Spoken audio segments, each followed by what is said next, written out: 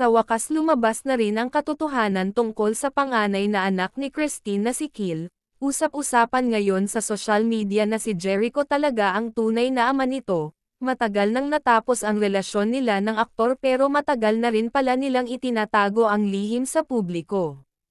Noon pa man daw ay alam na ni Oyo Boy kung sino ang ama ng anak na panganay ni Christine. Pero sa di malamang dahilan inilihim na lang nila ito sa publiko para sa katahimikan na lamang daw siguro ng lahat. Sa ngayon daw ay bumabawi na si Jericho sa nasabing anak at nagbibigay na daw ito ng suporta at dumadalaw na rin sa nasabing bata.